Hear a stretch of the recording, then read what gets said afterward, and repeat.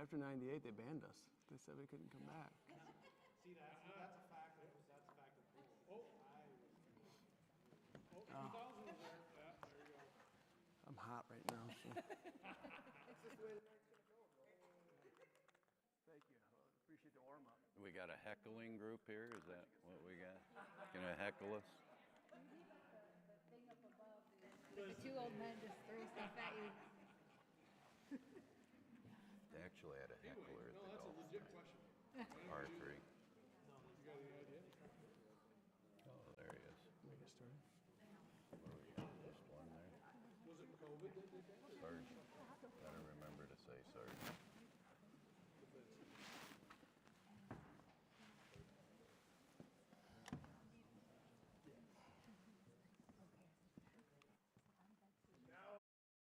There he is.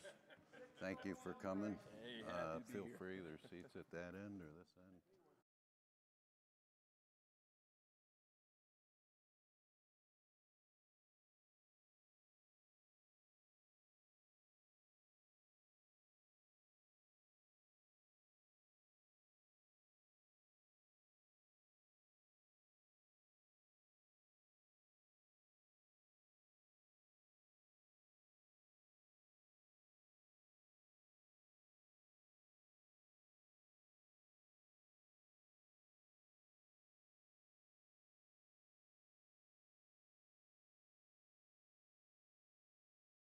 A few more coming in. Up, up.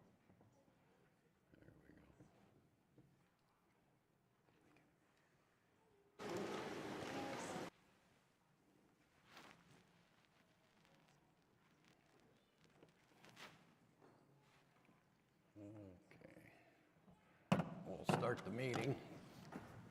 Please stand for the Pledge of Allegiance. Pledge of Allegiance to the flag of the United States of America and to the republic for which it stands, one nation, under God, indivisible, with liberty and justice for all. All right. Welcome, everyone. Can everybody hear us okay? Sounds good? All right. We're here today to have an open forum on safety of Sparta area schools. Due to the Open Meetings Act, we need to run this like a normal workshop. However, the change is we will not be voting on anything. We are here to listen to your concerns, comments, ideas. This will be done at the end after we have some comments up here, in case we say something that might prompt questions from you guys.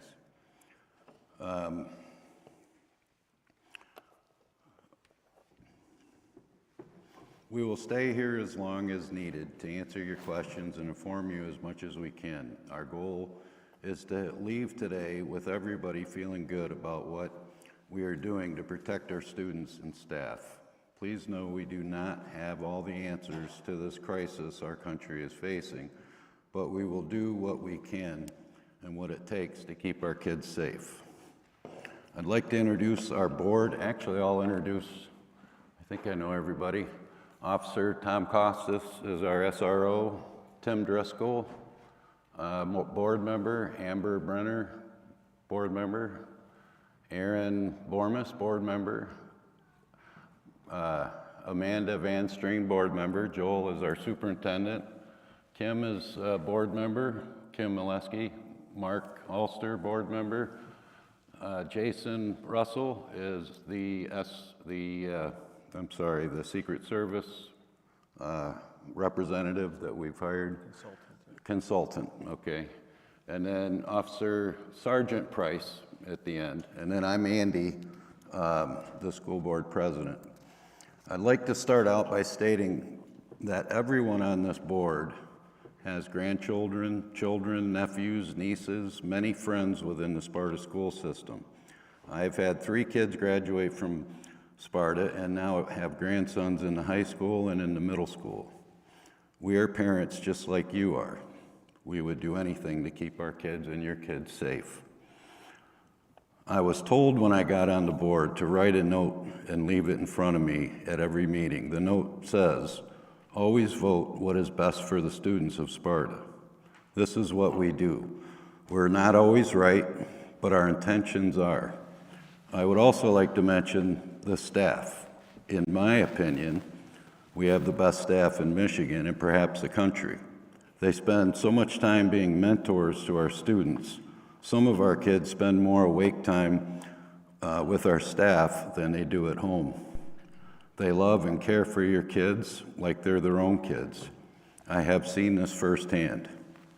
We all feel a great responsibility to provide them with a safe environment. I've been on the board for 10 years, and the safety of our students and staff has always been at the forefront of what we talk about in our board meetings. This board has always been proactive to our approach to safety. We have been very supportive of Joel and the staff in meeting their needs financially as it relates to keeping our children safe. Joel, I'm sure, will speak to this more later. There is a core crisis committee run by Brad Wood, who is the middle school principal, that meets quarterly. This committee is made up of teachers, administrators, police, fire department, secretaries, and many others, including a few of these board members. The goal of that team is to make our school safer, and we speak openly about things we can do better. This committee has been vital to the changes that have gone on at Sparta area schools. I would like to talk a little bit about social media. I'm not an expert on it. I don't have a Facebook account. I am one of the few I know, and I do hope I don't offend anyone. I regularly get snapshot comments made on the community page sent to me by parents and staff. Usually these snapshots of things that are being posted that are not correct.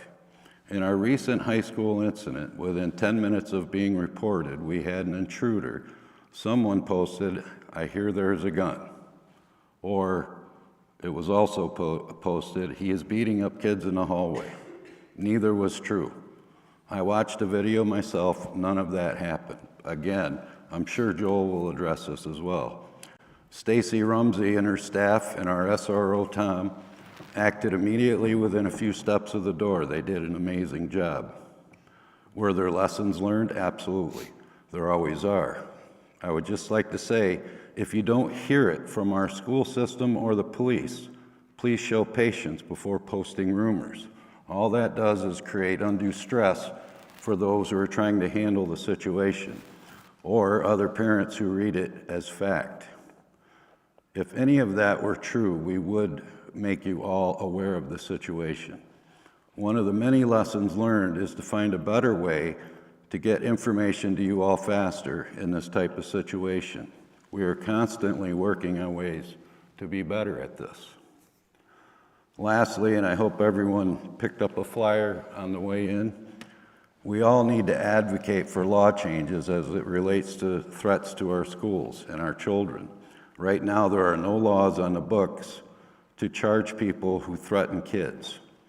All we have is the no trespassing order the board puts on people who threaten our schools and our children, and it doesn't carry any weight. If we fill our politicians' emails with requests that they put stiffer laws in, maybe we can get the changes needed. Tomorrow, we will send a letter to you all, that you all picked up that letter, and we'll send it out electronically with all the email addresses attached. The board implores you to take 5 minutes of your time and let them know law changes are needed for this new world we live in. Thank you all for coming and watching at home, and I'll turn it over to Joel. Thank you, Andy. Yep.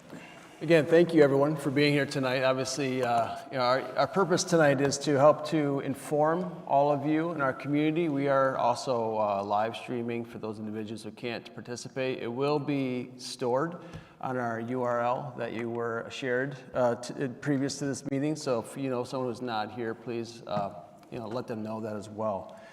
But we're here just to update you on the safety measures we've already implemented, the ones that we're planning to implement. We're trying to provide you some current information about what school safety looks like. This is my 28th year in education. my 23rd year as an administrator. You know, we've at one point didn't talk about these issues. We didn't have these conversations, didn't need to, be perfectly honest, but today we do. So today we are. So, you know, our hope is that what we're able to talk about tonight will provide you the information that you need to be able to answer some questions that you might have. But ultimately, at the end, there may be a time for you to still reflect on what you heard tonight. If you have questions or have statements you'd like to make, well, there will be a time at the end for those of you who are interested to provide us some feedback, to ask us the appropriate questions, so that we might be able to best serve you, to help you feel comfortable sending your kids to school in Sparta. We do value and appreciate that you do that, and we want to maintain that trust, your sense of safety, that you feel comfortable doing that today and every day. That's our commitment as a board, and that's our desire for you as a parent, as a collection of parents up here. We'll do what we can to help provide what we can so that you feel as comfortable as you can sending your kids every day. So with that said, we're going to transition to a couple of things I want to highlight. If we can get our... Sorry, I can't see that. It's, we need like at church, they always have the priest can actually see that, what he's supposed to be saying in front of him. But, so we're just going to talk a little bit about school safety by design. So if you can turn the next, that will move. But, you know, I just want to give you a little history walk of more recent opportunities for us in Sparta area schools. So in 2016, we came to the community requesting financial support for a bond.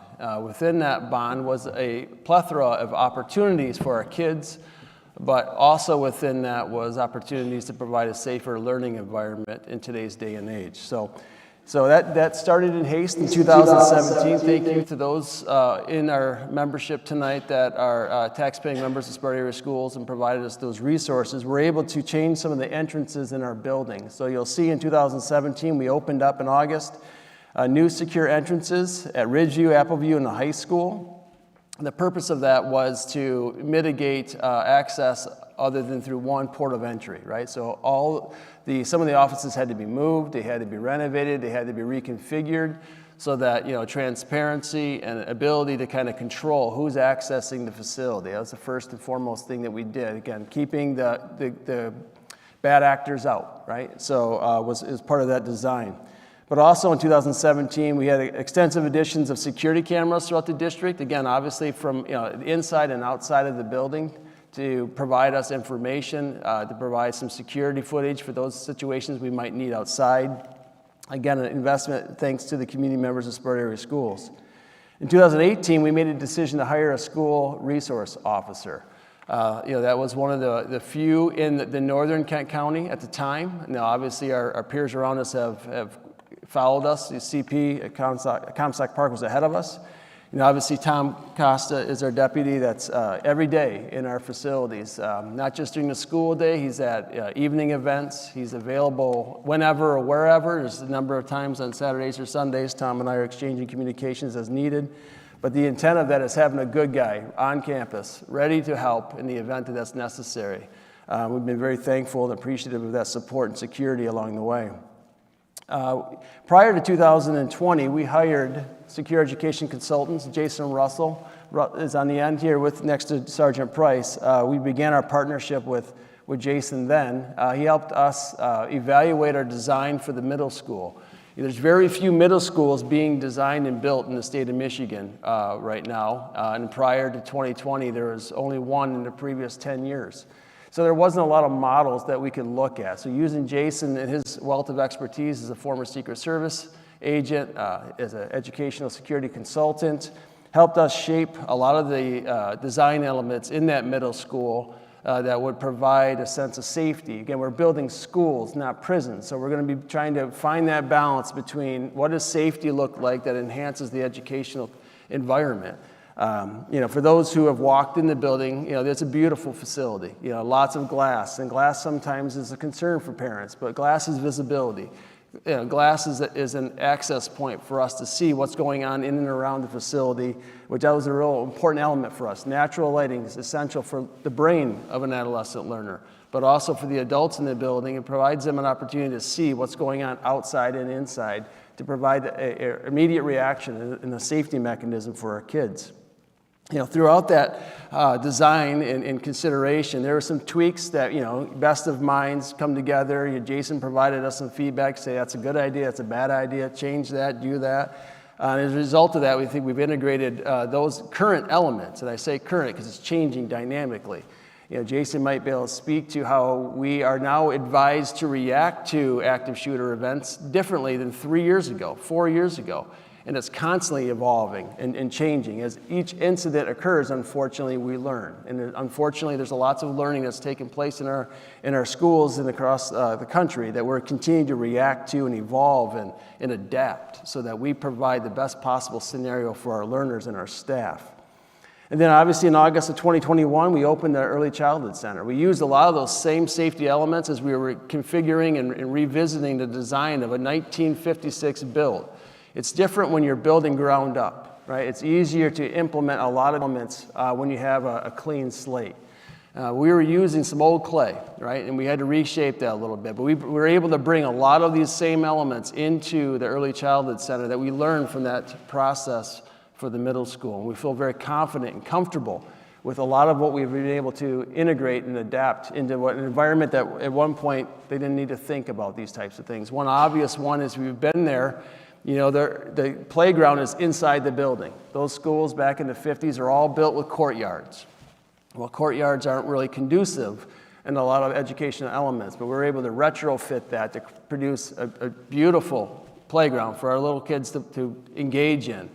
But again, it's secure, it's inside, there's no risk of bad actors. It's one of those design elements to enhance the safety of those learners as they're experiencing their early childhood facility. If someone could flip that, please. So, I use the term integrated design for safety, and the intent of that is that, using that glass to maximize visibility for the offices to see who's coming into the building on a daily basis and a moment-by-moment basis. Making sure they're able, as the secretaries and the administrators who are in the offices are evaluating as the individuals approaching the doors, assessing that situation in real time. Without that glass, with those blind spots ordinarily that exist in schools, you don't have that opportunity. And the element of surprise is not in our favor. So the glass, although it's beautiful, it brings in natural light, it's also a highly effective safety element. We integrated electronic locks at all the doors coming in, right? So the access, this is my 23rd year in Sparta. At one point, half this county had a key for Sparta area schools, it felt like. They're all over the place. Unfortunately, they're passed around. Well, that's not a safety measure, right? That's counter to that. Electronic locks allows us to shut off something immediately. If we get a feeling that Joel's a bad actor, Joel's not in a good place, whatever that might be, Joel's fob can be shut off immediately. So now Joel no longer has access to the facility. If we lose a fob, and like we lost a master key, we had to redo the whole facility of a building because we lost the master key a few years ago. Well, now if it's electronic locks, we just shut that key off. Right, and now we know we're secure, that key no longer functions. So electronic locks, although they're an investment, they're expensive, and as Andy alluded to, there has been a financial commitment. This year alone, the board has committed over $650,000 to enhancements to our safety measures in Sparta area schools. That's not a small chunk of change, and that's all designed around the commitment to safety and security for our learners and for our staff. The plan is those electronic locks, and that's a big investment for this summer, to be universally applied in all buildings. When we design a middle school, all classrooms have those electronic locks. So we can shut off those locks immediately, push the button, shut the building down, all locks, all keys no longer function except for just a handful of specific individuals who then can access and enter the buildings. But there's no need to go out into the classroom. I was the principal for 11 years in an old high school that's now Early Childhood Center. You had to go out into the hallway and lock the door for some of those. That's obviously not a safe environment for anybody. Now the time wasted, the opportunity wasted, these electronic locks shut the doors immediately. They're locked upon impact of that trigger being initiated. Pardon my poor choice of words. But amongst the emergency lockdown button being engaged, those things all lock up. So we're going to integrate that. It's already exists in the middle school and the ESTC. It'll be universally in all classrooms, in all buildings in the district. That'll, by the start of the school year 23-24, those will be integrated and applied and available to all learners. Again, another investment from the board to enhance our security and safety in the district. In addition to that, we have signage. So some of the things we've learned, unfortunately, Oxford was one of those learning lessons about being able to get the good guys to where the activity needs to be eradicated or intervention is necessary as quickly as possible. Adding signage around the facility provides us with the opportunity to say, go to Pod C, room 104, because that's where the activity is. Instead of entering, for example, in this facility, C100's all the way down the end of this hallway. You walk into the main entrance. That's usually where police officers are going to enter. They're going to begin looking for the situation. We can direct them specifically to spots on the inside and the outside. They can see where to go. And seconds matter in those incidents. Unfortunately, they exist, but that faster and quicker we get the good guys there, the safer and more secure the facility will be. So that signage is critical and necessary for us to continue that enhancement. And beyond that, obviously if you are a middle school parent, first of all, I apologize for the stress and strain last week caused for you. And if you're a member of the community, you experienced some of that as well. We did integrate into our phones an emergency lockdown call. Again, what we have learned throughout this process is the quicker you can communicate engagement and the necessity of a lockdown, the quicker and safer the school community becomes. In the old system, if I saw an incident outside my classroom that someone needed to be aware was a lockdown, I called someone who called the lockdown. Now the realities are you hit that button, you go and you secure your kids, you secure that classroom, and then the lockdown call is amplified for all to know and all to hear, inside and outside the facility. So, we've talked a lot about this as an organization, that sometimes security is inconvenient, right? It's often inconvenient, So not giving everyone a general master to get in any door they want and having to advocate for access is an inconvenience at times, right? But security is inconvenient. And it's worthwhile. That inconvenience is worthwhile. Unfortunately, the pushing of that lockdown button, although it's designed to enhance security and provide immediate response, because there are children that we work with, they will make decisions sometimes that they think may be funny or they think might be one of inquiry or inquisitive that result in us having to react not knowing in this situation that it wasn't a real situation, that it was a fake or just a kid prank. And that caused a lot of stress and a lot of strain and a lot of worry. So we're struggling right now with the concept of, is it worth it? Right now, is it worth it? Is a few of these unfortunate incidents that could happen over the course of 10, 15 years, could that create a sense of calm and safety in the event that it needed to be implemented in a real situation? We're going to struggle with that a little bit. We're not going to react to an unfortunate incident that happened last week. We need to kind of evaluate and analyze that. We need to monitor. We'll engage with Jason. We talked a little bit with Jason immediately. Andy and I had a conversation with Jason the very next day and had a conversation about that very button to say, hey, what are some other models? What are some other opportunities for us? Whether that be get rid of them and try something different, whether it be modify that, extend the timelines. We're all in those conversations because we want to learn what's the best practice. We want to engage and implement those things in real time and learn from our mistakes, learn from our successes, so that we might create the best learning environment, but also the safest learning environment for our students. So that automated lockdown had a negative connotation last week. It's got a little bit of a bad rap right now in the community for good reason. A student misused it.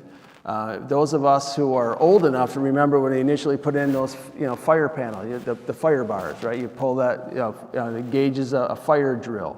This is similar to that, but it's far more stressful because we've become so kind of callous to fire drills as you don't even know. Kids have a fire drill, whether it was fake or real or practice. Happens. 90% of your kids don't even bring that home and talk to you. They're certainly not text you, hey, we're in a fire drill, hope you're okay, right? It's different.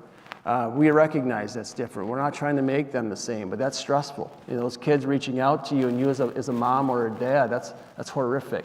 And those 5 minutes, 2 minutes, 1 minute, 30 seconds is the longest of your life. We recognize that, and we're sorry at those situations that we had these faults. But we're doing it because we want to make sure, if it ever is necessary, that we're prepared, and we're going to bring your kids home. That matters to us. It's an emotional thing for us when we talk about that. So we're sorry that happened, but at the same time, I hope you can understand the reasons and rationale for why we're trying those type of measures to keep your kids safe and react as quickly as possible. Jason's going to speak here in a moment. I'm sure he'll address how time is of essence in these situations, and speaking to the length of some of these events and how seconds matter. So the quicker we can get the good guys engaged and the good guys here, the safer it is for everybody. So with that, I do want to introduce Jason Russell. Jason's the founder and president of Secure Education Consultants. Jason's a former Secret Service agent. He brings White House-level security expertise to every one of his clients. Since Secure Education Consultants' inception in 2013, Jason has provided hundreds of security assessments to schools, businesses, and organizations across the United States and in several other countries, and has been called in to assist during crisis situations, including mass shootings and security threats. He has worked with the Michigan legislature to bring forward critical funding for site assessments at K-12 schools. He provided that for us, for example, and throughout the state, and serves on Michigan's School Safety and Mental Health Commission. He also is a frequent keynote speaker at conferences across the country on topics such as emergency preparedness, active shooter response, and safety and security procedures. Before joining the Secret Service, Jason served as an officer with the Lansing, Michigan Police Department. The mass shooting at Sandy Hook Elementary School that left 26 people dead, mostly children younger than 7, and questions about his own children's safety at school inspired Jason to start Secure Education Consultants. So please join me in welcoming Jason Russell today from Spartan River Schools. Thank you. I don't know if my mic, it's working. Thanks for coming out. I do a lot of these, and it's always impressive to see so many parents coming out on an important topic like this. As Joel mentioned, we've been working with the district for several years, starting back before the new middle school. We completed some assessments back, I think 2018, 17 timeframe, and we've just refreshed those assessments recently.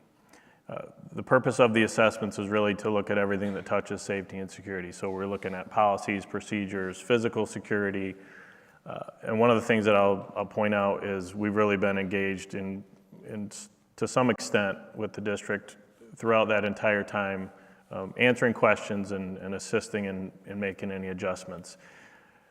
As Mr. Stoner mentioned, safety and security in schools evolves. Even since I started SEC in 2013, we've had hundreds and hundreds of incidents happen in schools. Now SEC is often asked to come and respond to incidents. We are based here in Michigan, so I've responded in the past 18 months to about 5 mass shootings. And we learn something from every, not only incident like that, but every security incident we learn something new. And then we try to the extent possible, bring that information to our clients so they can continue to improve. Improvements in security take time, and there's also a lot of, you have to really be diligent and follow a process when you're making changes in safety and security. So one of the issues that we see commonly with schools is when there's an incident, everybody kind of chases that incident. So whenever there's a school emergency, every school prepares or wants to prepare as if the next emergency will be just like the previous one. And when you do that, oftentimes you make mistakes, you misuse or you waste resources, and you end up doing things that aren't really necessarily appropriate for safety and security of kids in schools. So what we're trying to do with our assessments and with the processes that we put in place is really make relevant changes over time, not overreacting to any one particular incident, but using best practice, using threat assessment to determine what safety and security measures are appropriate for an individual school and also for a district. And part of that is to determine how will a district or individual school be able to actually operationalize any changes. So if you make a change, you have to really think through how can the district or that school actually implement those changes from a staffing standpoint, from a policy and procedure standpoint, maybe even from a budgetary standpoint. So everything that we've done in the district that we've been involved in has really been done through that lens of really trying to take a measured and gradual approach, which I think is appropriate. The state of Michigan has devoted significant resources in the past year to safety and security in schools. So we've been assisting the district through the assessments to really guide where that funding would be most appropriate. And obviously being aware of the incident that you had last week, with the lockdown alarms going off and the fear that causes, which is understandable. The idea behind those alerts is in the instance that you have a significant event like that, God forbid, you need that information to spread as quickly as possible. So the idea behind those alerts is we never want the attack to be the alert. We want the alert to get out ahead of the situation as far as possible so that people can start to take action prior to experiencing any danger. And that's really the idea behind those alert systems. Obviously, we had a couple malfunctions last week, but I think in talking to Joel and the school board president, really thinking through how we can still use that system, because I do think it's good. We want to have the ability to alert quickly for danger so that we're not, delaying our response. We've also discussed with the district really focusing on layers of security. So not just focusing solely on physical security, but looking at policies and procedures, looking at training, looking at mental health resources, because really all those things do impact your ability to secure a school. Obviously, you have great law enforcement partners that work with the district, both with the city and with the county, and continuing to leverage those resources and use those to make you safer and more secure. Having we work with over half of the public school districts here in Michigan and over 1,000 districts across the country. My original reason for starting SEC, as Joel mentioned, was because I have kids in public schools. I still have kids in public schools. So every time I'm working with a district, I'm trying to make sure that district is a district that I would feel comfortable sending my kid to. And I would say without hesitation that the work that's being done here, I would feel more than comfortable sending my kid to Sparta schools. You have a very proactive school board, a very proactive superintendent. You have great law enforcement partners. And I know when you're in a district sometimes and something happens, you don't necessarily see all the other school districts. We look at thousands of schools. So I will tell you that the things that you're doing in this district are really within best practice. You're very, very proactive. There's never been a reactive nature to what we've done. Joel has always been very good at reaching out way ahead of time and making sure that we're responding appropriately. So we've been fortunate to work with the district, continue to make efforts to make the schools as safe as we possibly can. And really what this is about tonight was bringing parents and community together to really ask questions. Ask questions of Joel, ask questions of your law enforcement partners, certainly ask questions of me, and hopefully we can discuss some of the concerns that you might have. So Joel, with that, I'll turn it back over to you. Thank you, Jason. So part of what we wanted to obviously have an opportunity to kind of set the stage. Maybe if there are a question or two that's already been answered for you, that's great. If you still have an opportunity or need to ask a question or make a comment, sometimes it's not so much about answers, it's about getting some things off your chest and seeking some clarity along the way. So, we wanted to hear from you. We wanted to hear what your concerns and questions might be. Obviously, as a board, we may not be able to answer all of those this evening. We will do our best to respond back to you. So when you do come up, if you don't mind giving us your name so that we might be able to reach back out to you as necessary and get you the information that we can't provide you this evening, we'd appreciate that. We certainly do want to complete that circle with you. But tonight we're hoping that we brought Sparta PD with us. Sergeant Price is kind enough to join us to speak to the relationships he can provide and help he can provide.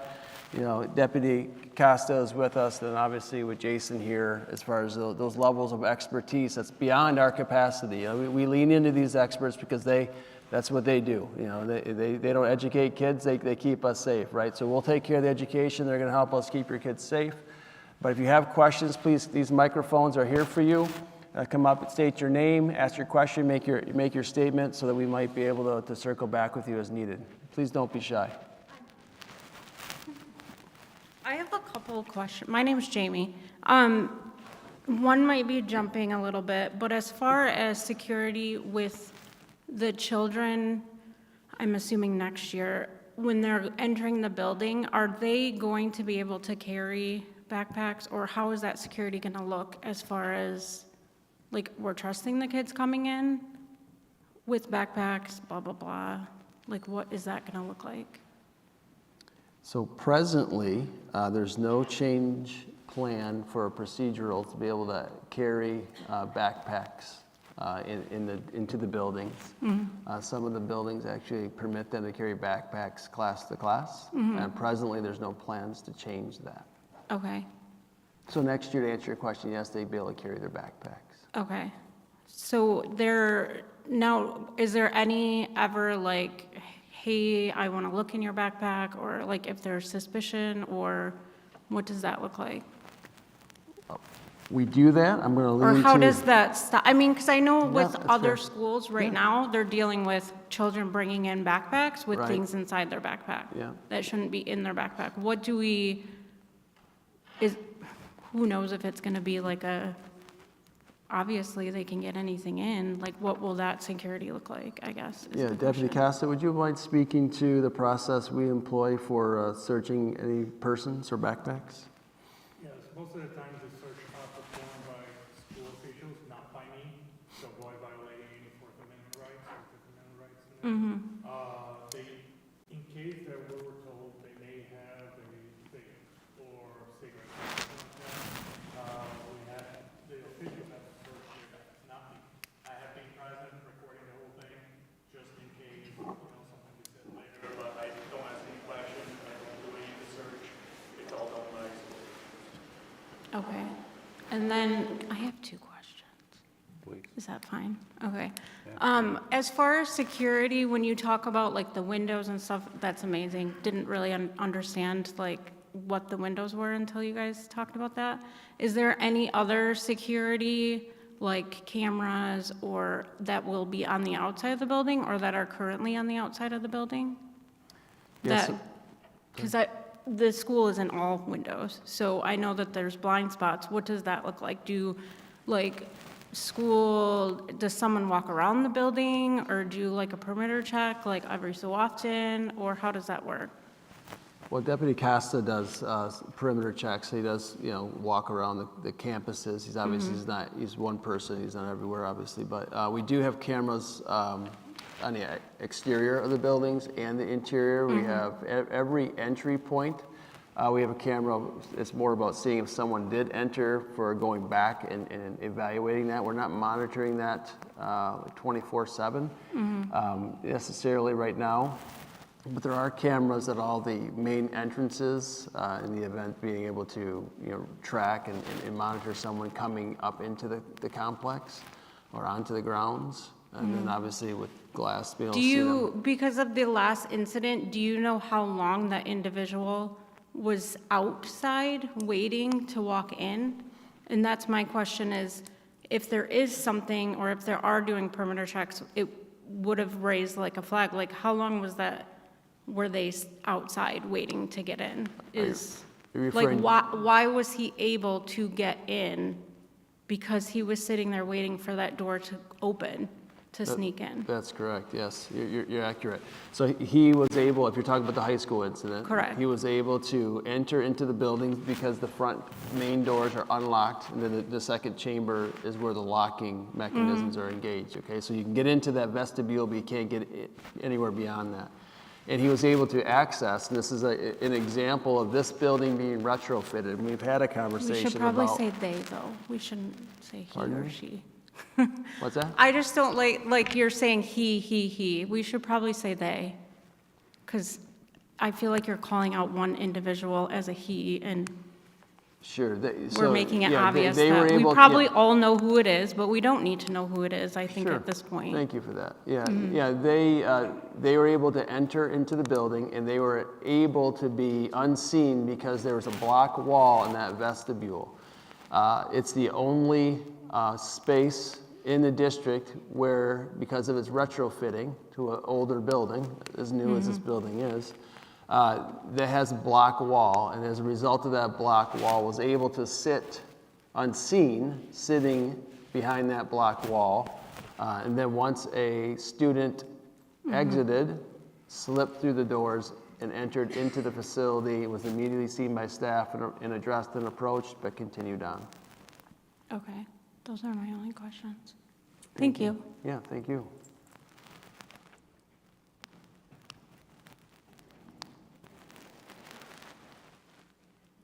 Jason, Maya, while we're sitting for a minute, one of the, oh, go ahead.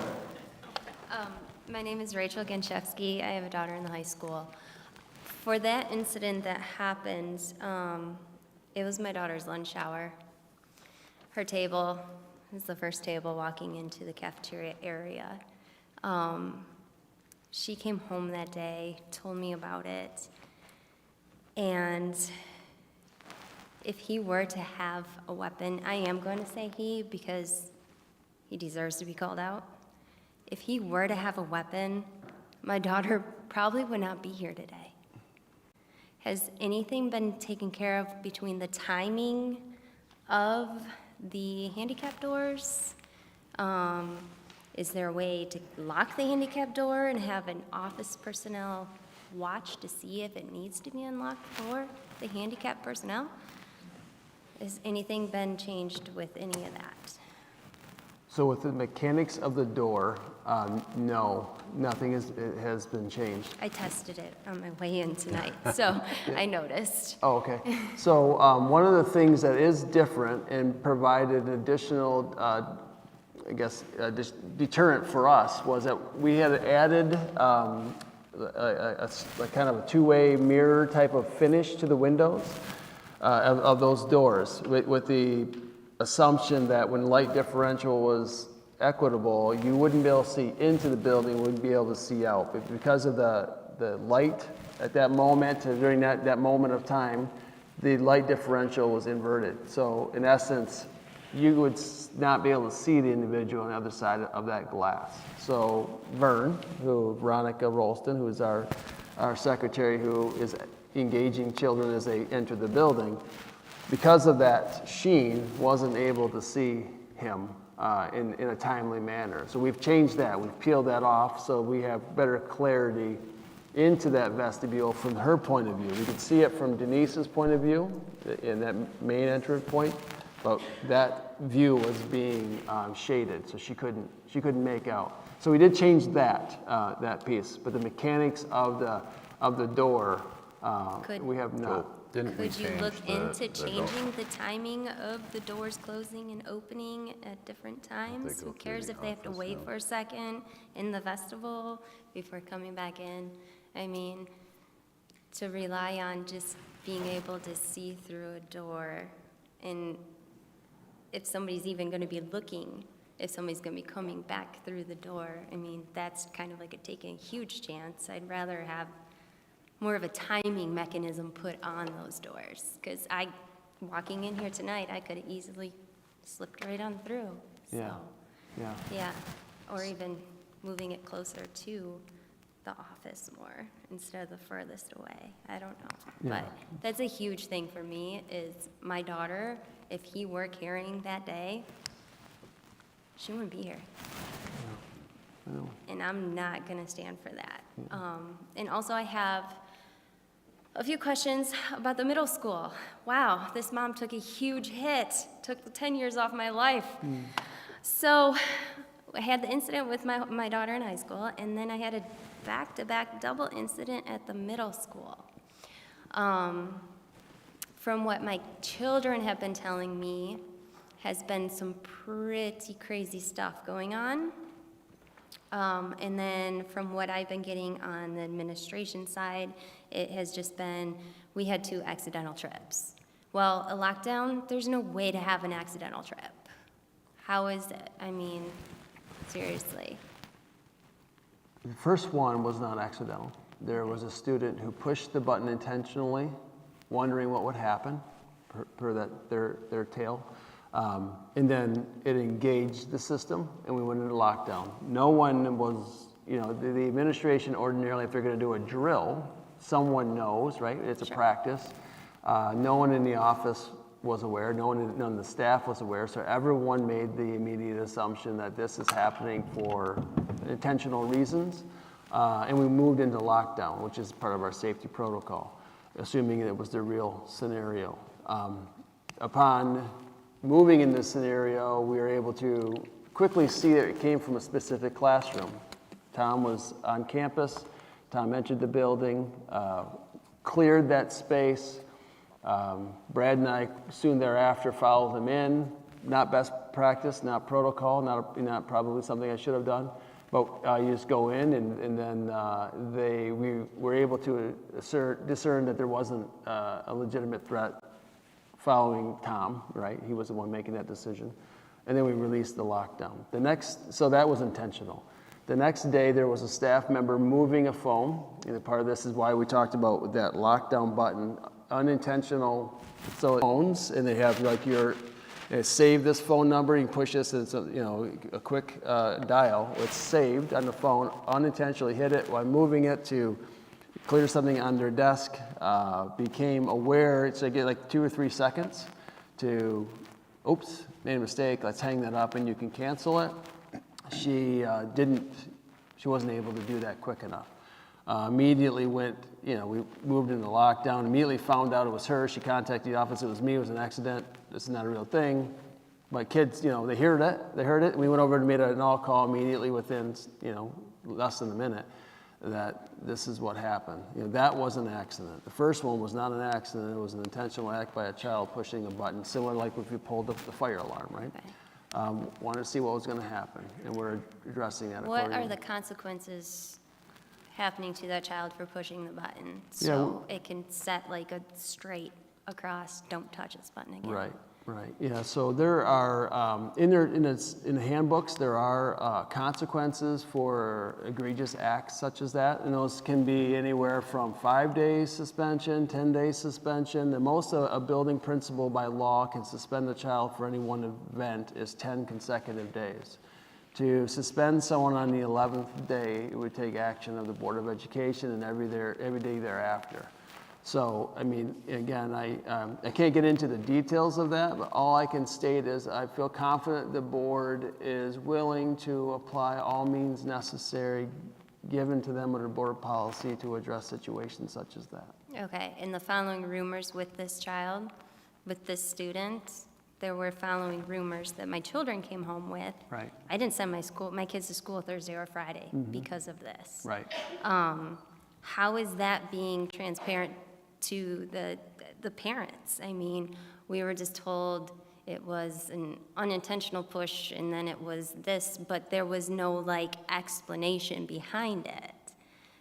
So I kind of with hearing these rumors and then just getting these small, emails, I kind of lost faith. I kind of lost that security from the administration. Yeah. And I'm trying to figure out how to get that back. I'm sorry that you're feeling that way. Yeah. The evening we heard immediately upon within that evening afternoon a rumor about the next day and a threat of school violence. Part of the protocol is to validate or unvalidate those scenarios, right? Or invalidate, I should say. So the reality is we were able to, from what we could discern, not validate that threat. So, again, we are more than willing to close school, right? And if there's a question on one side or the other, it's a judgment call, clearly, working with the police to, investigate the situation. The belief from the information we had is that the middle schoolers are creating rumors that were not factual or were honestly not true. So we made the decision to have school the next day. We went through school the next day, and somewhere it became, no, it wasn't this day, it was going to be tomorrow, the next day, right? Then again, we went back through and we tried to validate or invalidate that rumor. We weren't able to validate it. We were not able to, the students mentioned a number of details that would seem factual, and we weren't able to have anyone replicate those facts in any form. Certain things like lists and those kinds of things that no one could find, replicate, or point to it actually existing. We are using forensic, the police have forensic access to that information as well as social media. We are pursuing that as well. The individuals involved have denied any sort of involvement in that, and no one can point to any evidence that it's true or factual. So based upon the evidence we had, we determined in our belief, it again wasn't, the next day it wasn't factual either. We fully engaged the family. They've been very cooperative, very willing to come in and meet with us and share anything that we've asked to have access to include, phones and social media access and those types of things to be able to help us come to the truth. And we feel confident that what we have would believe that some of it was either falsified or amplified, enhanced maybe. Yeah. Okay. Well, my kids went to school today, so.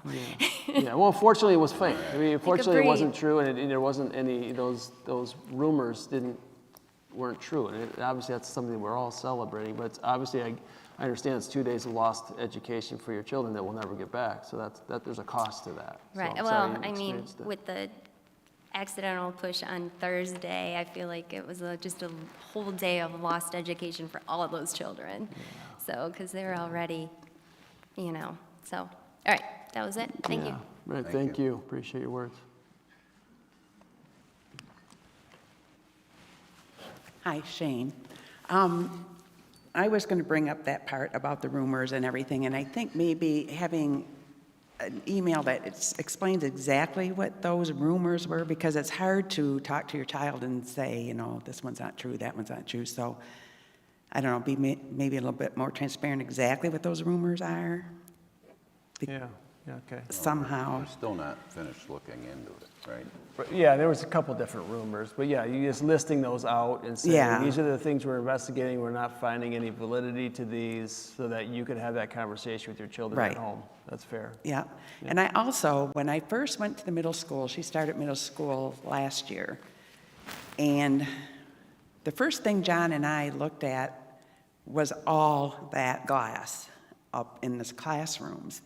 And now maybe you guys can explain how this lockdown works, because my understanding was there's like a button on one part of the hallway or something and one on the other. So if there's a threat, they lock the button and the doors lock. Well, what if that shooter's inside there already with you? Where do they go? It's all glass. They're easily visible. So where are they supposed to hide or run? Or I heard that maybe there's a couple places where the teachers' rooms or something, they can run out of the building or something. I don't know. I don't understand how that works. I'm not sure if Jason wants to take Sure. that. You want me to respond? So the current methodology for teaching for an act of violence is an options-based approach. So you might stay where you are, you might get out, or you might defend yourself, right? And part of what guides those options is the layout of the physical space that you're in, right? Are you in a hallway? Are you in a classroom? Do you have some area where you can provide some protection? So the good news about an options-based approach is you should always have an option that's best given the particular set of circumstances that you're under. Now, a lot of people, when they think about it, because you've heard run, hide, fight, right? A lot of people, that kind of, you're either going to run, you're going to hide, or you're going to fight, right? A lot of people think about that as if it's linear, right? It's not linear. It's not, you try to run first. If you can't run, then you hide. If you can't hide, then you fight.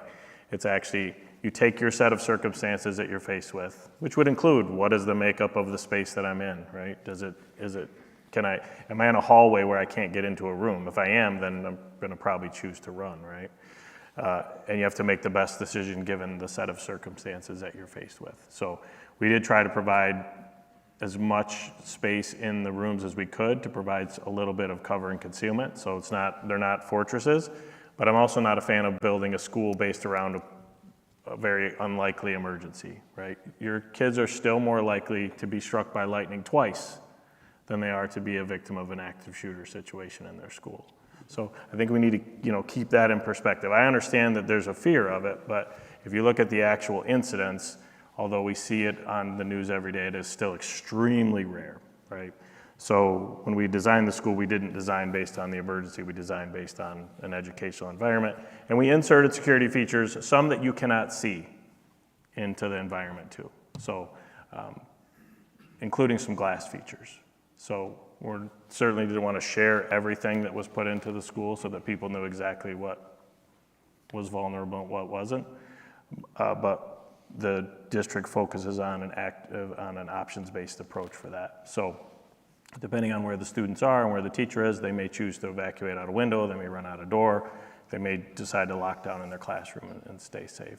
And we try to provide some areas of protection in those environments. Yeah, because I was Just because you see glass doesn't mean it's not safe in there. I want to just understand that. Just because something's glass doesn't automatically mean that it's any different than a wall. Right. Well, a lot of parents, when I first started going to that school, honestly thought that that was bulletproof glass. I said, no way is that bulletproof glass. But, yeah, because I always wondered, because there's not even a curtain to, like, hide yourself or anything like that. So I just thought, we told her to run like heck. If you have just... If you would have done bulletproof glass in that building, you would have there would be nothing other than the glass. There'd be no money left. But there are people that honestly thought that was... No, I know. And I said, no, I don't think so. And there is some glass security features in some areas, I would say that. Because my sister worked at a Kalamazoo school, and they had the police come through, and glass is one of the things, like by the office and stuff. She said they told them to take that, they went through and did a search of their whole building too. And it was an alternative school, so, your chances of really... Yeah, in an entry, you might treat the glass slightly differently than a classroom, right? Because you're trying to keep people out, therefore the external glass becomes really important. Mm-hmm. Most of the threats that you'd have at a middle school would be external, so we focused on keeping people out of the building, but also provided options for people when they were inside. Okay, well, like I said, we told her to run like heck. If that's well, what you got to good. do, that's what you got to do. Throw everything you can at them. Thank you, Shane. I mean, between the cops and the consultant, any value in having like community volunteers that could take a time slot that just simply act as a set of eyes or a hall monitor, just to make sure kids aren't using doors improperly. Like you mentioned before, you got one officer, he can't be everywhere. I mean, to have 4 or 5 set of eyes that just walk around and make sure doors aren't propped open, or just tell, an innocent kid going out the side door, hey, we don't go out that door. Is there any validation to that or something to think about? We had a program called Watchdogs that was part of more so the elementary, kind of a mentorship, but also provided a little bit of that, set of eyes and security. The gentleman who helped organize and lead that is amongst us presently. As he transitioned out of those elementary buildings, that also unfortunately left with him. It takes a team of volunteers. I think we're always looking for and willing to engage volunteers and mentors for our kids, because part of that's preventative, right? So these kids who in these schools sometimes don't have that personal relationship that may have changed their trajectory. So having those mentors there to help, more importantly, prevent that, but also, as you're alluding to, in the unfortunate scenario that you may need an extra set of, help, eyes or hands. Yeah, absolutely. We're always welcoming those opportunities. So. Is there anything, like I just thought if you had like an online calendar, and if you decided to say, hey, maybe we could use an extra 3 people, a school day at this building, 4 people, what have you, where you had blocked out, you got Monday through Friday blocked out and say 2-hour or 4-hour time slots. If someone gets out at noon and they want to stop by, they can sign up for it. That's good. Yeah, and so, you know, obviously getting background checked and those kinds of things are Right. easier steps to engage that. Yeah, I mean, you could have a pre-validation process where you have Yes. to go get your background check in place. Right, of But course. just something to consider. Yeah, that's great. You know, Thank you. if it's only just a glorified hall monitor, like hands off, just keep kids from going outside doors and making sure doors are shut. Yeah, great. Thank you. All right. Appreciate it, Dave. Thank you.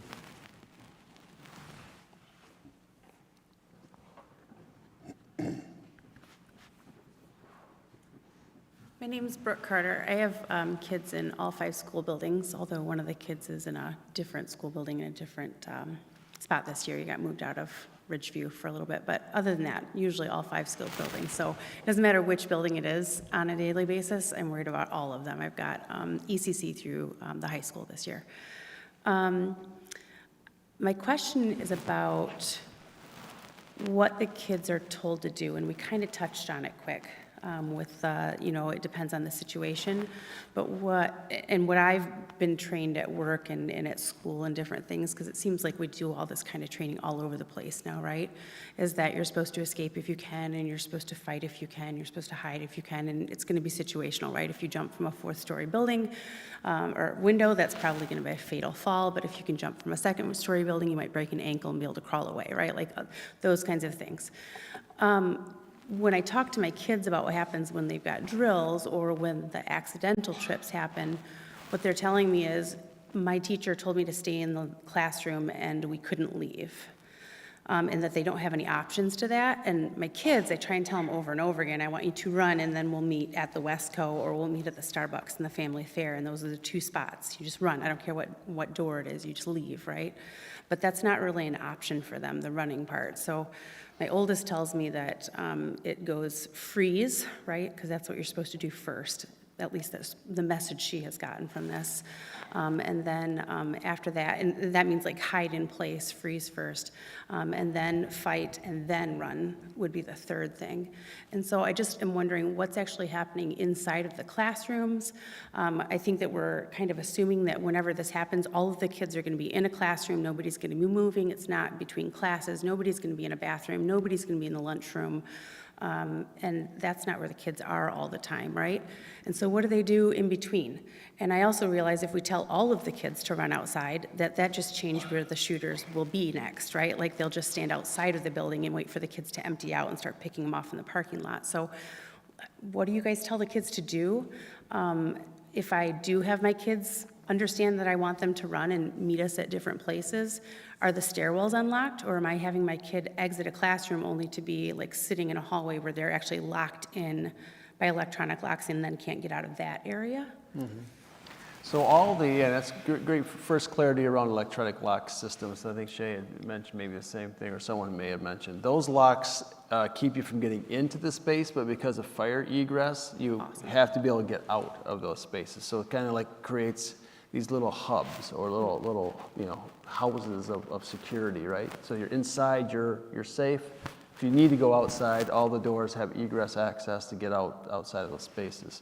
You do bring up something that we've been having conversations about, so I'm just going to bore you real quickly, and I apologize for that. But historically, we practice these very rarely, these lockdown drills. Again, my 23 years as administrator, 10 years outside of a building, but so 10 years ago, when I was still a building principal, we would practice these once or twice a year, and it was always done on a professional development day when kids weren't around. So staff, we didn't want the kids to get scared, or kind of likely at the time, as that evolution, we thought the most likely threat was going to be inside, because Columbine was inside, and all those patterns were inside school issues. So don't let the kids know what's going on, because we have the element of surprise as the adults. That's kind of the mindset. Obviously, as situations happen, we evolved and we started engaging the students in some of those activities, kind of talking about it, and then practicing it. But initially, we didn't want to practice it because it stresses kids out, it upsets them, it's scary. So then now it's evolved to full-on, let's model, behave, practice. Now, switch that over to fire drills. We used to do the same things. You go out your hallway, out this door, down the hallway, out that way, line up. Well, the reality is, started talking to us, well, what happens to the fires right there? You know, right? So you start having these scenario-based situations. So we'd go down and I'd have a gate across the hallway, fire. Now the teacher and students had to figure out if it can't go that way, they've got to retrain their brain to have other options, option 1, 2, and 3. Similarly, we've got to begin drawing that model into lockdown practices. You know, trying to engage students, potentially say, okay, we're going to practice this. This wing is where the active shooter is, right? So I guess as stressful as that is, it gives some people palpitations thinking about that. One, the kids are going to be very concerned and upset because it's very real in that situation. But let's use this building. So CPOD 100, I'll say CPOD 200, so it's upstairs. That's where the issue is, right? We're going to say that's where the practice drill is. So they're going to react differently there.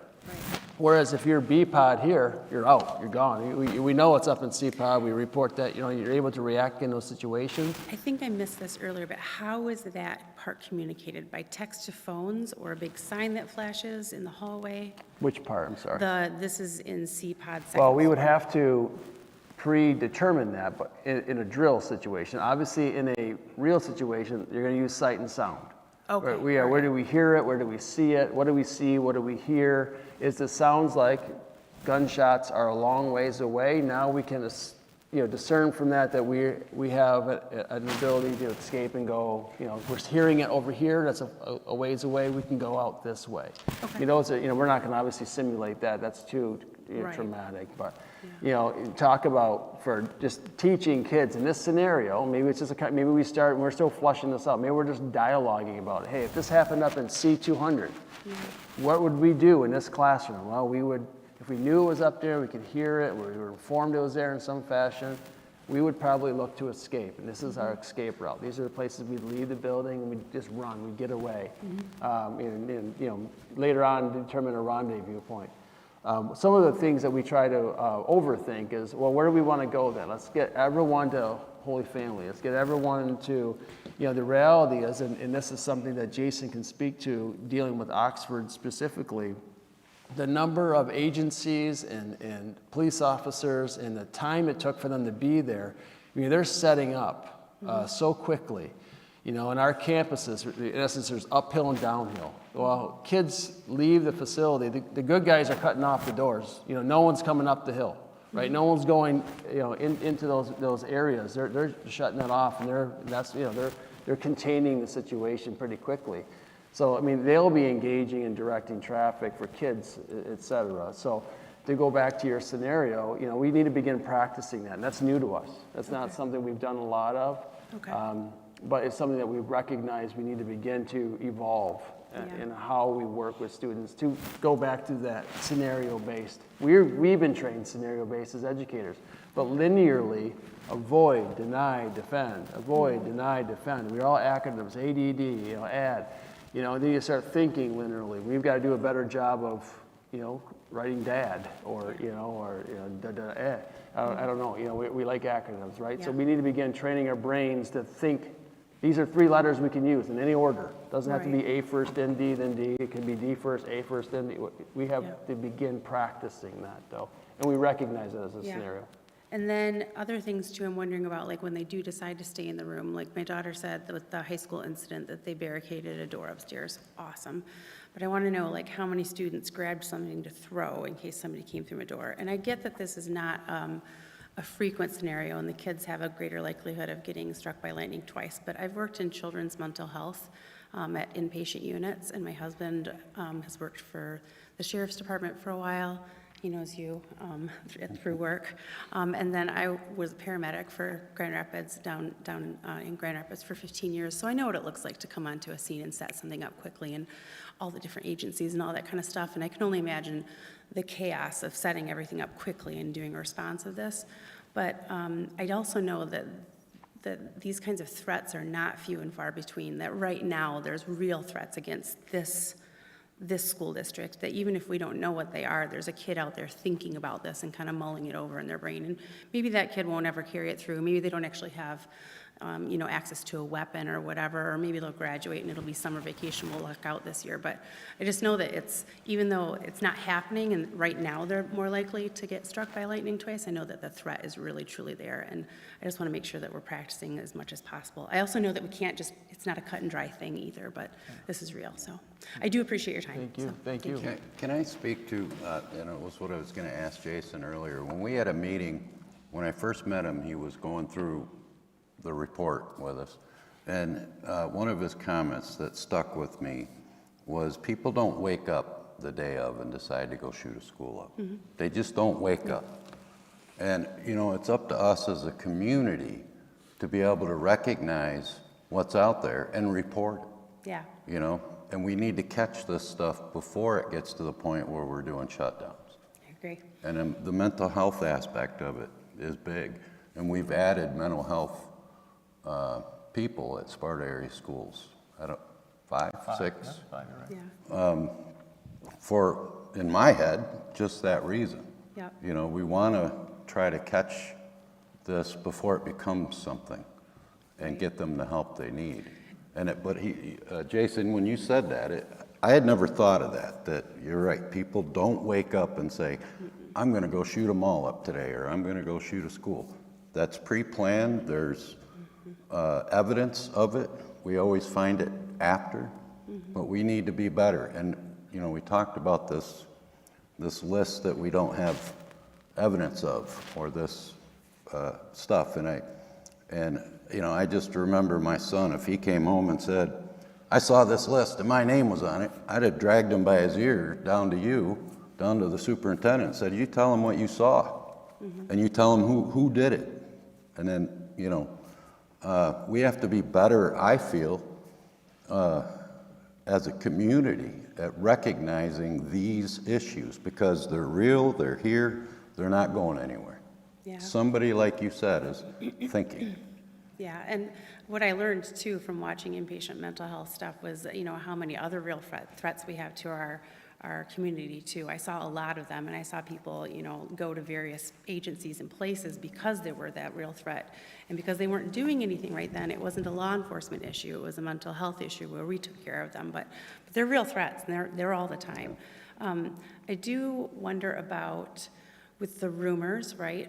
Because with the lockdowns with the middle school, the kids had a lot of rumors there, and I wonder about how we help the kids to recognize the difference between rumors and fact, so that we don't shut kids down from reporting something that could be real. And I get that that's another fuzzy line, but I'm hoping that you guys are able to address that at some point, maybe not tonight, but like whatever plans you guys are making, that you're able to help the kids realize that they still need to talk if they see something wrong. So there's a reporting thing and some apps and stuff in the work. Yeah, thank you for that. Yeah, and I think you're right in the sense that we cannot create a culture where that is not okay. Okay to say should be amplified. So Mr. Wood, to give him credit, has thoroughly investigated and met with every parent with concerns who wanted to potentially show anything. Again, our job is to validate truth so we can react to it. Yeah. We couldn't do that, and it's not from a lack of effort. Just we don't believe we've been able to find any evidence that suggests it. But again, every child who reported it, we're validated to say, I believe you. Let's see what you have. Like, I heard it from so-and-so. Okay, do you think so-and-so has that information? I don't know. And then Mr. Wood would be communicating with so-and-so. That all those children were, again, they believe it. I mean, they're communicating because they're scared. And they think, some of them, there could be some who are with malice in their heart, or not fear in their heart. Yeah. We don't know who they are, so we need to assume it's fear in their heart. Let's react to them appropriately and affirm them. Yeah. And, I'll speak up here in front of God and everyone that I think Mr. Wood has done a marvelous job validating each child's concern. Yeah, and then trying to come to the truth so that we can make sure they do, because we all want that. When there actually is an event, we need to know. I echo Andy's words. We collectively can do that. Okay, thanks. Yeah. You should also know that day, Sergeant Price and the Chief of Police came and had lunch in the cafeteria the day that people were concerned about. So there was presence there to hopefully make people feel more comfortable at school. Yes, I like that. Thank you.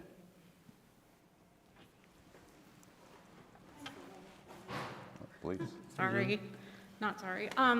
So I have a couple things to take off your guys' plate and give to us, that it's not all your responsibility to keep our kids safe.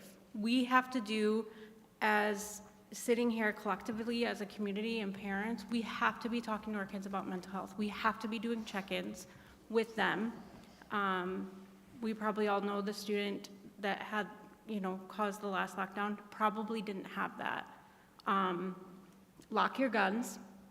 We don't need guns coming into school. I think we all know this, but I'm trying to take a lot of this off your plate because it's not all your, like you're doing. You're not our parent, you're not our kids' parents. You have kids of your own that you're trying to maintain all of these. Call your reps that they have on the back of these, because voting and changing gun laws are the only way that is going to get these guns out of the schools, period. Like, we can do these safety and lockdowns, but when you don't want your kids doing these lockdowns because they're scary and they're threatening and they're traumatizing to them. The only way it's gonna stop it is to get guns out of people's hands that don't need them. And that's by voting. And just to help, when you guys are sending those emails like, hey, this happened, and parents are asking to hear the rumors and they wanna know specific rumors, I think that we have to put in our best effort to trust you guys that there is a lockdown. The next day, there's school. We have to trust that these guys did everything that in their ability to say it is safe to go to school. Because like they said, they're doing forensic, all of this stuff. Like, I have experience in mass shooting and being involved in PTSD. Like, the rumors are going to eat you alive. End of story. And one rumor causes the next rumor, causes the next rumor. And we can talk to our kids like, where did you hear this from? If they're not hearing it from an official or a parent, it's a rumor at this point, because we all know our teenagers, our middle schoolers, they like to talk. And by the time they get from 8 o'clock to 5 o'clock, we see them at night, that it's telephone. So I think taking the pressure off of them, and they don't need to list every rumor in an email, because that's just only gonna cause more rumors, I think, at this point. I mean, you guys can do what you want, but I'm just saying from experience and being in the workplace and being involved in a mass shooting and having family members there, I wouldn't, like, the first year is like rumors, and that killed me. And not being able to trust that my family was safe to go to work every single day and do their job without being, because we didn't think that, our family would go, or I say all, but our family would go to work and be shot at and potentially killed, and have PTSD for the rest of their life. But just listening to those rumors really killed me. And just focus on the facts and trust that these people are not going to open school to teach ABCs. If there is a credible, something's going to happen, or if the rumor was true. So just wanted to say that. Thank you. Because it's not fun to chase rumors and to live that way. It's not. I did for a long time, and it probably is worse than just listening and just trusting them. So that's all. Thank you. Call your reps, because voting is the only way this is going to change. Thank you. Oh, you're fine. Hi, I'm Jen Larson. My question is regarding the high school incident. How many times are kids given chances? I know mental health is a big thing. We're all talking about it here. I spoke with people prior to the first incident of the young man, the first arrest, if that's what happened. And it seems like there was red flags everywhere. The way he spoke with staff, the way he spoke with other children, aggressive behavior. And so time and time again, it happened. So all this talk here, we're talking about what do we do when it happens? We need to prevent it from happening and not allow certain kids in the district. Now, it's hard, right? That's hard. You can't just say you can't come to school, but there was police officers and ambulance at the elementary school last year, I think on more than one occasion.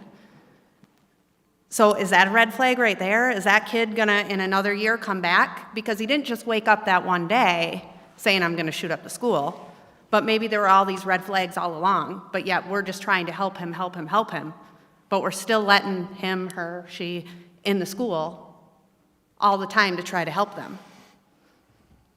So what do we do? How many chances do they get? The young man, I'm sure, it was brought to the attention to the high school staff. There was probably more than one occasion where he was reprimanded. And I know there's the rubric but those are all red flags. And he didn't just wake up one morning, but has probably been thinking about it all along, and yet he's coming back to school all the time.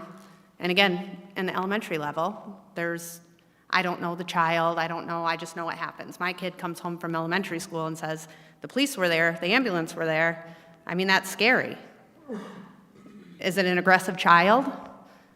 At what point do we say to the parents, like, your aggressive child can't come to school? So what do we do? Is it like, what do we do? Can I address a little of that, Joel? Yeah. I think if we don't get stiffer laws for kids that threaten our schools and threaten our staff and our kids, then it's going to continue. All we can do is, as a board, is put a no trespass. There was, in the incident, he was arrested. He was taken, I believe, correct me if I'm wrong, down to juvenile, and there's no bed there, so they let him go. That's all they could. So we had a parent coffee, and I was sitting with probably 10 parents, and I said, everybody needs to write a letter to Prosecutor Becker and tell him, throw the book at him, and his response is, I am. No trespassing. Slap on the wrist, send him out the door. He gets caught on our property again. But as a school, we're doing everything we can. We're being told by the prosecutor he's doing everything he can. So laws need to change for the new world that we have where this is an issue. And they're not going to change unless we write letters. We tell them it's important. Those are the people that can change it on the list like that you had mentioned. And like laws, you're referring to like more punishment in your letter. You're not talking guns, you're talking like punishment. No guns. I'm saying if you threaten a school, there should be X. If I yell bomb in a airport, I'm going to jail. If I yell fire in a movie theater, I'm probably going to jail. But yet a kid can stand out here and say pretty much whatever he wants. And all we can do as a board is put a no trespass order on him. Then if he trespasses, he gets arrested. In this case, that's what happened. Am I saying too much, Tom? Well, they're still, I mean, he's in the legal system right now. But the point is that if there's not stiffer laws for kids that say this, because again, these kids don't wake up and do this.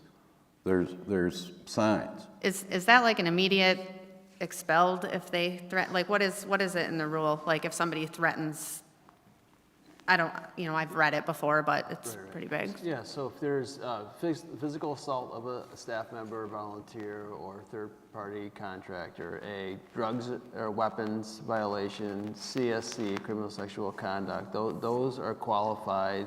Obviously, physically, bodily harm, assault someone. Those are auto expulsions, right? Those are things that the law allows the board to automatically expel, permanently expel. Otherwise, there's processes where, admin can suspend up to 10 days. Anything beyond that, the admin can recommend additional consequences above and beyond, and the board can act on up to 60 days. A suspension above 60 days, expulsion up to a number of days that they so choose to remove the individual from the school. Did the said individual, was he expelled from the January incident? Is that when is that what happened? The individual, I think you're referencing had a couple different incidents. Second incident was no longer a student placed at Spartan area schools. And that was in January? Or can you not tell me? I'd rather not So say, that's but yes. part of the problem too, is like, I mean, Yeah. we have to be a little bit more transparent. Well, it's FERPA, so every child, if you know the child's name, I would give you information, then I'm giving you educational records regarding the student. That's a, Sure. it's Understandable. a violation of their FERPA rights. Sure. We gotta be very careful. It's a fine line. I'm trying to say as much as I can. No, I understand. Without saying exactly. Yeah. And I just know before that, there was problems with the individual based on, Right. support staff that I've talked to. Yeah. And even my own children, the things that came out of the individual's mouth, and I'm just like, how is he still there?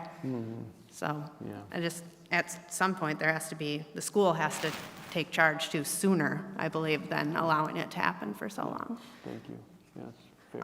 And then the middle school in the glass, I just have to, all the doors are glass. What's the point of the locks? If somebody can just take a baseball bat to the glass door and, no? We're not seeing Or a is lot there of- not a way to do that? We're not seeing a lot of baseball attacks. Yet? Well, and Yeah, can I can tell you that the reality is, if you want the actual reality, not the Disney reality, the reality is there's only been one victim in an entire history of active violence in schools behind a locked classroom door. Lockdown is very effective. In fact, if you look at what a lot of experts are moving to now, they're actually moving away from the options-based approach. We haven't yet, back to traditional lockdown, right? So the glass in those classrooms is not bulletproof, but it is safe. It's not going to be easy for somebody to get through that glass.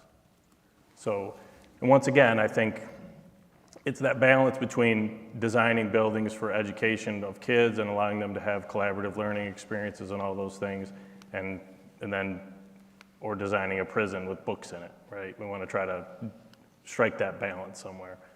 So the way we do that is by trying to add security where it's appropriate, but not designing the school just around security. So that's kind of what the balance was struck in that particular situation. You know, I asked Mr. Toole that same question last week at the school. I said, you got glass here, what would you do? And he said, we've got a spot right over here behind, brick and mortar. And that's, I guess, where they're, So while there is a lot of glass, I believe every classroom has. That was the intent, to provide some right. area within each classroom where they could provide some safety from. My daughter said last week that they were hunkered behind the teacher's desk, and then there was boys there wasn't enough room for everybody, and this is coming from a 12-year-old. So some of them were shoved in the corner. Under desk? That's what I heard, under desk. Okay, in whatever given classroom, so. Anyway, I understand that the doors are there to stay, but that was the first thing. After COVID, I hadn't been in that building, and this year with a sixth grader, I walked in, and that was literally the first thing I saw, and was like, this just doesn't seem like it was thought through, but perhaps it was.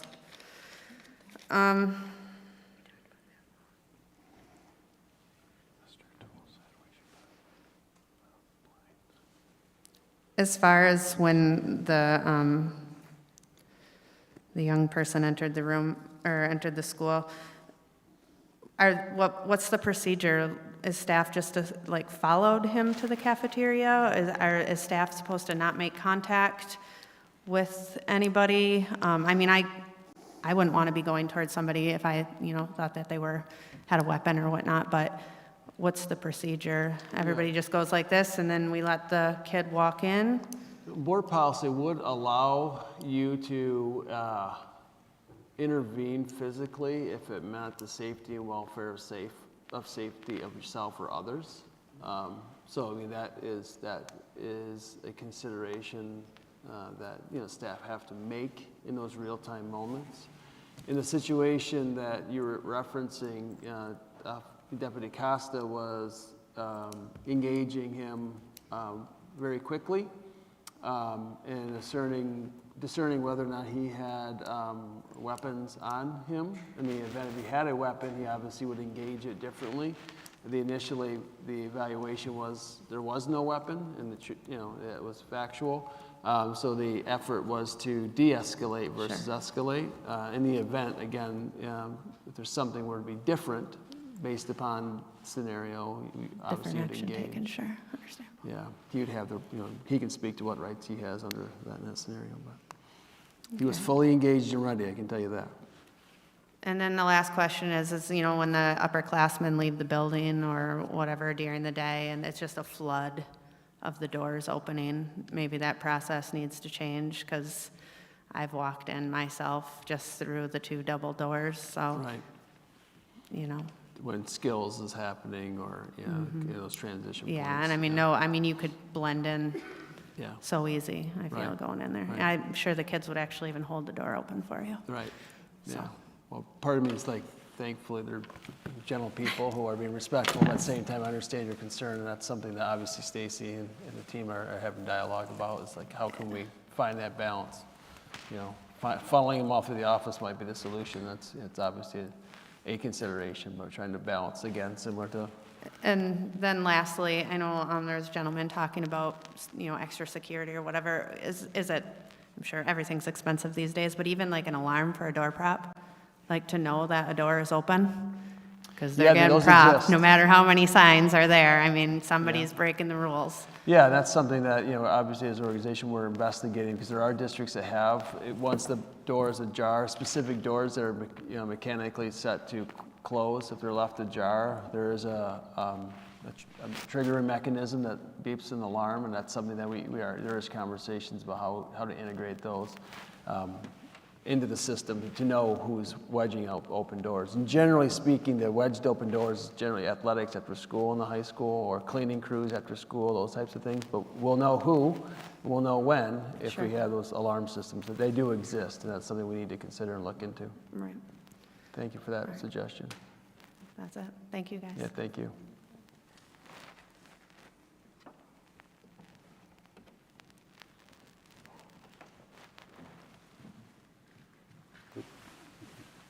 Molly Schmid. Whoop, I have 4 kids at 4 buildings, so you beat me. But I just have a question around what happens with these kids after these incidents happen. Not the kids who create the incidents, but with our kids that are left there with the PTSD and the trauma. What are we doing immediately to debrief with them at school? I know we should have those conversations, and we do at home. But what happens immediately after, not only for the trauma, but also to teach them and remind them the severity of those threats and what happens if you make them? So with this specific incident, there has yet to be a school-wide conversation. So that's, I wonder, Molly, if that's what you're asking. Yep. We've not done that with this scenario from last week, Wednesday. But that would be an option. Even maybe more intimately would be working with a E4S or a first hour teacher, someone you have personal relationships, so it's more intimate, in providing language in a protocol. We've done that with unfortunate events like a car accident, a loss of a student, loss of a staff. We have protocols in place for debriefing and processing with youth afterwards. There's a way for us to mimic that in this situation. I think there's a little bit of, I don't want to say blindness, but it's not the same level of awareness yet, even on our part, as you bring that up. That thought had not crossed my mind at this. I would have immediately thought about that if a kid was hit by a car or in a car accident. But this is a transition for us too, to begin getting our heads around the levels of trauma and impact that these events have, that aren't dissimilar to those events. Losing a dog, losing a family member, or seeing a tragic accident, so that's an area that we can do better, and we can implement some procedures. We have them. We don't need to, we just need to apply them, because we have those debriefing mechanisms in place already. It's just using them in this situation we haven't historically. Yeah, because their eyes and ears are open very much, right after and right now still, even from the high school incident. So it's a good time to not only debrief, but also to teach and remind, like, this is what we do in these situations. This is, the okay to say. This is what you should do if you're feeling that way. Like, you want to do something, just to remind them, because they're listening. Yeah, thank you.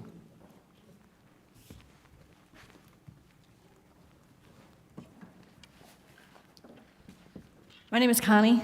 I'm a volunteer with the community theater here. So when we start talking about not being able to have doors open and moving things in and out, it gets a little difficult because we're trying to load things in. What do we need to do differently when we do have to have in and outs on these entrances in the back here, for example? What kind of training should we have? Other than keeping our head on a swivel and making sure that we're paying attention to what's going on around us. How can we do it better? So you can have somebody monitor the door while you're bringing stuff in and out. Right, so quite often we do that. And I heard something about maybe putting alarms on doors. So we would need to, I'm trying to picture how that would work.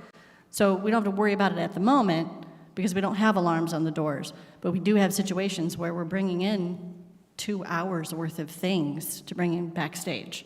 Yeah. So it's those situations where I'm not sure that I'm going to handle that the best way other than having somebody at a door. We're quite often opening the overhead door on the back to try to come, but we don't usually let people in and out. It's a scheduled, known group of people. What do we do better? Yeah, I think including what Jason said as far as monitoring while you're moving equipment in big pieces, loading up trucks, taking out the trailer, those types of things. In between, making sure, like Mrs. Larson was talking about, no one's slipping in, discreetly unnoticed. So having someone staged there to monitor that. My understanding, and I'm not expert in these alarms, so if I'm misquoting, but I believe what I was told, was that when you program the doors, you can program those electronic doors to be open, right? So you just program this door as L104 East. You program that door as open, so it's no longer locked. My understanding is you can program those alarms to not be engaged simultaneously. So knowing that door is going to be open, knowing that you may be having it wedged open as you're moving pieces, my understanding is the system will permit us, the technology will permit us to shut that part of the component off during that window that you're designing. And then obviously within the scenario, obviously still having someone engaged with monitoring and watching that. Jason, maybe I'll speak to that. No, you're right. If the door has power to it, right, you can schedule whatever you want to schedule. If the door doesn't have power to it, you can't put it's called a prop alarm or a door position switch. Basically tells you if the door is open or closed. You can set tolerances to say if it's open for more than 30 seconds, it needs to send out an alarm. You can shut it off, so if you are loading stuff in and out, you can disable it for a certain amount of time while you move your equipment. I mean, the key with that would just be having somebody supervise it, right? Somebody needs to. You spend all this money to secure schools, and then it gets essentially invalidated because somebody's holding a door open. But if somebody's monitoring, saying, hey, I want to make sure it's just theater people bringing equipment in, then that helps. Thank you. Thank you. Thanks for your volunteer work.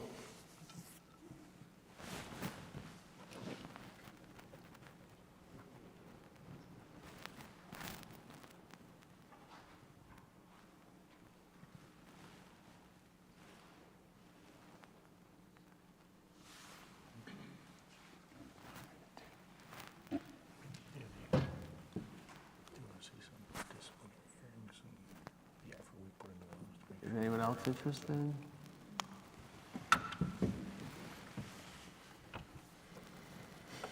While we're waiting, Mark had just mentioned to me that, we, in my 10 years on the board, anytime we've had a student brought to us with a recommendation of expulsion, we have always expelled.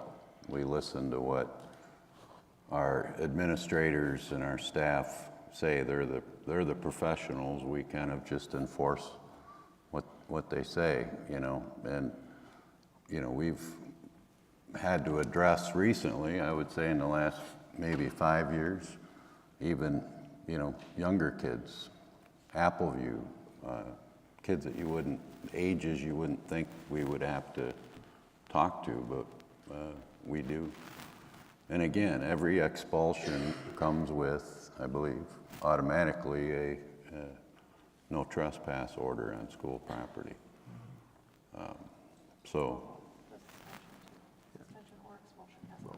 Okay, tell them, not me. Suspension and expulsion. Yes. No trespassing. So,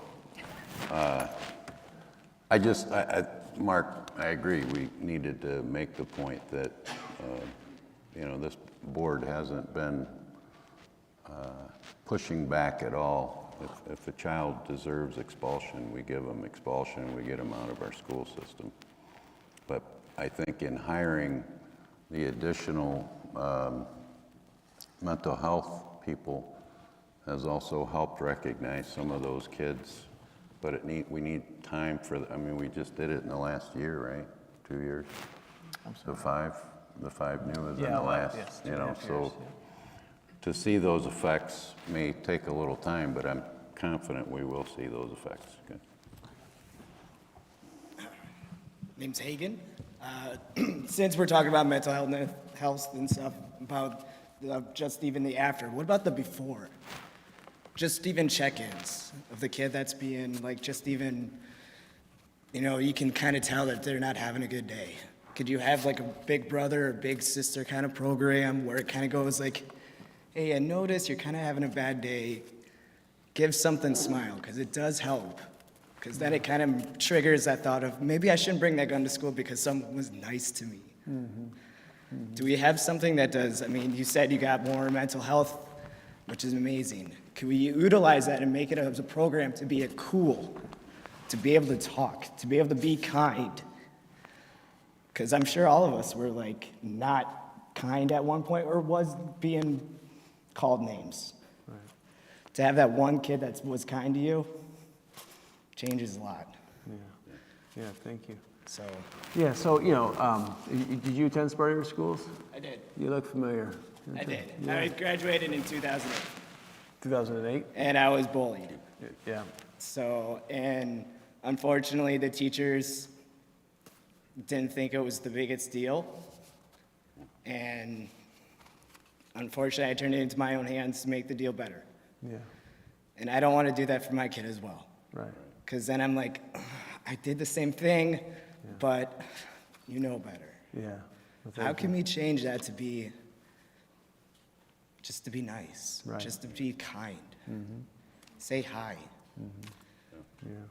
Yeah, your points are well taken, so thank you for coming out and exposing, and being that example, so thank you. There's, again, the example, there's always opportunity, right? So here you are today versus who you are was an 8th grade student, and I had you in 8th grade. No, I was in high school. I didn't come here until high school. Oh, yeah, so in 2008, I would have had you in middle school. And I what happened was I actually came from, Grand Rapids to this small town, and again was judged because I was from the city. Hard, nobody was just mean to me all over. So it's not just location where somebody's from. Right. It's just random act of kindness. Yeah. Yeah, we implemented capturing kids' hearts. So going back to what you started talking about years ago, where you get your teacher meets you at the door, right? It engages you as you enter the classroom, whether you're comfortable with a fist bump, a handshake, a hello, or like don't touch me.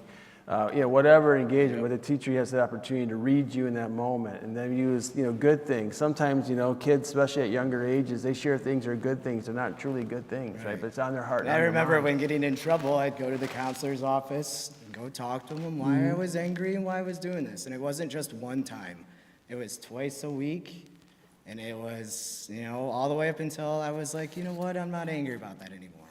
Yeah.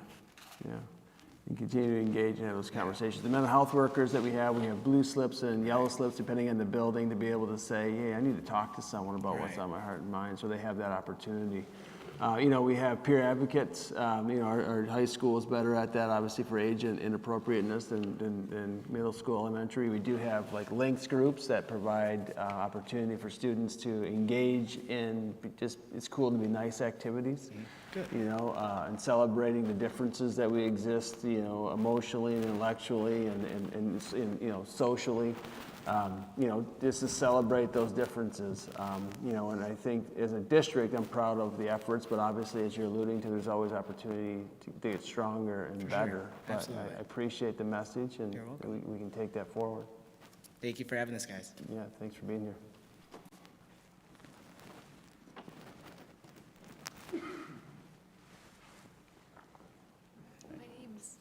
My name's Jackie. I just wanted to say a lot of my questions were answered. I have a middle schooler. She didn't go to school today because she was scared, because she didn't know if it was going to happen again. And a lot of my questions were answered, but I moved here from Muskegon. My kids have thrived here at Sparta, so I commend all you guys for your work that you have put in, because without Sparta, my kids, I don't think would thrive as much as they do. So I just want to tell you guys thank you, and for all the stuff that you guys are implementing and keeping our kids safe. As a parent, it means a lot, because I tried to reassure her that everything was okay, but she was still coming to me with stuff that she had heard. And like I said, a lot of my questions were answered about the rumors and the notes and stuff like that. And I'm like, how can this happen in middle school?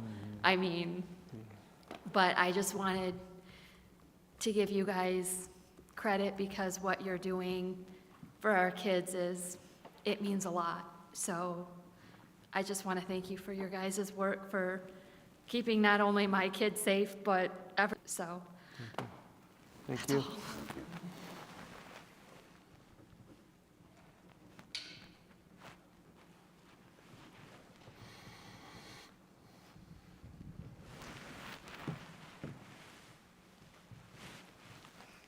Anyone else? It's hard to come up here. It's hard to sit up here. So, it's okay. Well, if not, well, thank you. Thank you for being here. Thank you at home, those who are watching us on live stream. Thank you for your time. Thank you for the questions. It's not always easy to share your frustrations and express those emotions. So we appreciate you doing that, so that we can learn from those worries and we can learn from those comments. I mean, our goal obviously is to produce the best possible educational environment and safest educational environment we can for your children. It's not something that will stop. It's a pursuit of constants. So we'll keep after it. This is not the only time you have to reach out to us. Our emails are all on the website if you need access to that. We have a board meeting once or twice a month, usually twice, once in May. We'll see you guys again the second Monday of June. Join us, right, Shane? I'd love to see you guys. We need more people. Yeah. I'm the only one that pretty much I mean, seriously. She's just there for the snacks and the cookies. That's what she says. Oh, Spartans before bullying, blah, blah, blah, blah, blah. And they said, I never thought that it was that bad because nobody comes to the board meeting. You learn a lot. I never really heard of it, because my daughter doesn't ever say anything. I went to our school, and the school that I went to was like this. I don't think I've had any problems. It's like emotional, because it's great. I mean, everything that is done. I mean, my daughter always goes in because the teachers here, she opened up. So I commend everybody here, and the bullying, I think that just, parents have to teach their kids, be nice. I know it's not always easy, but You just don't know what's going on in your school system. I have learned so much, not only like financially, I mean, you get to know these wonderful people. I mean, they do, what I see is they do work. you guys need to be on the microphone, because nobody can hear it online. They were saying nice things. Baseball games right now. Yeah. That's crazy. Well, and We need parent participation at every school board meeting. there we go. There you go. Thank you. And I I'd think the mic was off. like to say as well, from a board's perspective, that it's important for us to hear what you guys think and what, it breaks my heart your daughter didn't go to school today. We can't have that. So She was scared, and I told her, she told me she had a tummy ache, but she's been playing all day today. And I asked her before I left if she wanted